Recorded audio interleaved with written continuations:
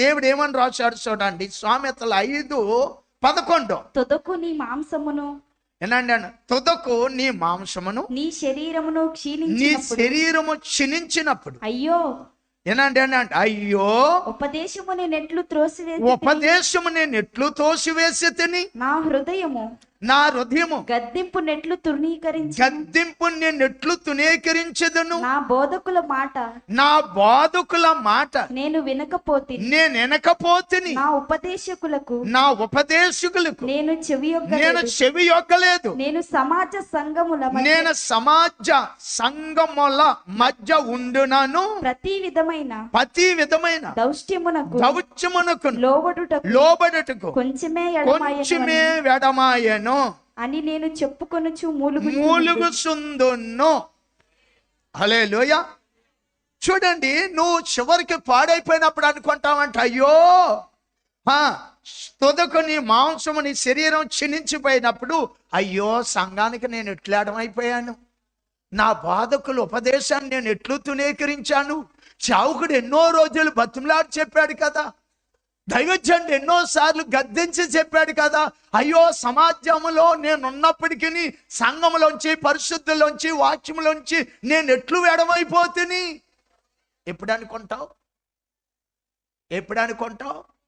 హల్లెలూయా. ఇగో నాలాంటి వాళ్ళని నలుగురిని కొట్టుపడేస్తుంది అలా దిట్టంగా. ఏరియాని గడ్రస్ ఉన్నట్లుంది, పెళ్ళి అవ్వలేదు. ఎలా ఉంది? ఐరన్ గడ్రస్ ఉన్నట్లుంది. తల్లి పదే ఏడుస్తుందని చెప్పి ఫోన్ చేసినప్పుడు వాళ్ళ ఇంటికి వెళ్ళా, అయ్యా ఇప్పుడు ఉందరండి, అయ్యా ఇప్పుడు ఉందరండి, నేనేమన్నా అంటుంటే బొగ్గల్లో పడుతుంది, అయ్యా మీరు రండి అయ్యా. హల్లెలూయా. మరి కనిపించిన పాపానికి పడాల్సిందే, మరి వాళ్ళు పొడిపించుకోవాల్సిందే. హల్లెలూయా. మాంసం శరీరం క్షీణించడం అని చెప్తున్నాను అంతే. ప్రియులారా, లోపలికి వెళ్ళి అమ్మా అంటూ మంచం నుంచి లేవట్లా. మరి ఓపిక ఏందంటే నాలాంటి నలుగురిని కొడతాదని ఇందాక చెప్పానుగా. హల్లెలూయా. వినయము లేదు, విధేయత లేదు. హల్లెలూయా. పిల్లలకు కొందరు నేర్పరు, అమ్మ పెద్దోళ్ళు వచ్చినాడు పైకి లేవాలి, వాళ్ళకి వందనాలు చెప్పాలి, పలకరించాలి, లేకపోతే మంచిలు తాగుతారండి అని అడగాలి, లేకపోతే అంకులు మంచిలు తాగుతావా, అన్నయ్య మంచిలు తాగుతావా అని అడగాలి. ఇవి నేర్పరు ఏమీని. దున్నపోతు మీద వర్షం కురిసినట్లే.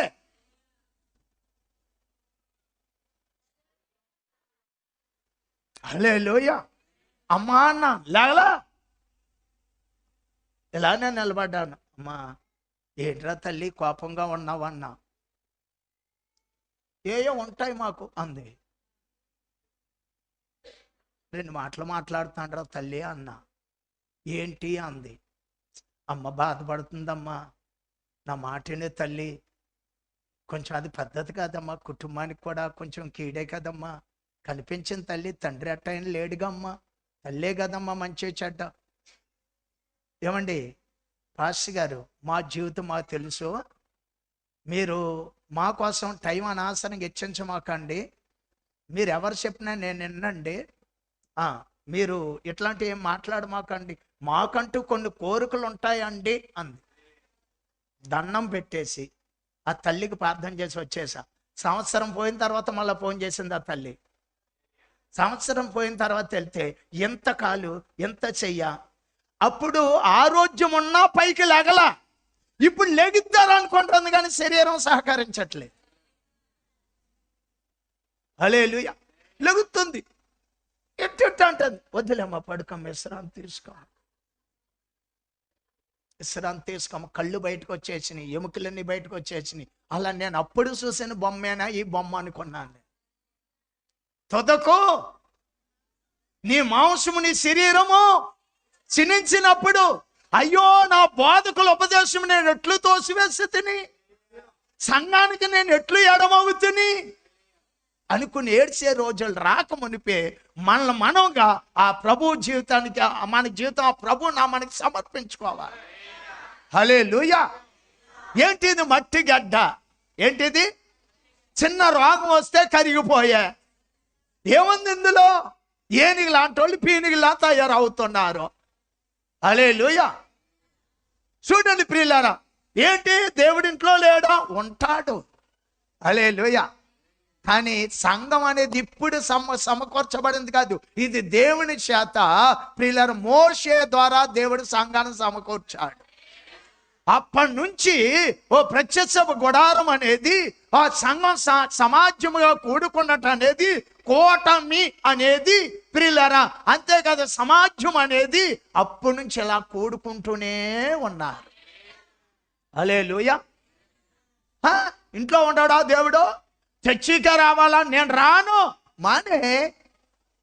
హల్లెలూయా. చూడండి ప్రియులారా, అందుకని ఎప్పుడు కూడా మనం ఏం చేయాలంటే ప్రియులారా, సంఘంలో ఎలా ఉండాలంటే అంటు కట్టబడి ఉండాలి. అందరం ఏక మనస్సుతో ఉండాలి. సంఘానికి ఎడమగా ఉండకూడదు. రెండోది, వాక్యానికి దూరంగా ఉండకూడదు. దైవజనులు ఏది చేసినా మీ మేలు కొరకే చేస్తారు. హల్లెలూయా.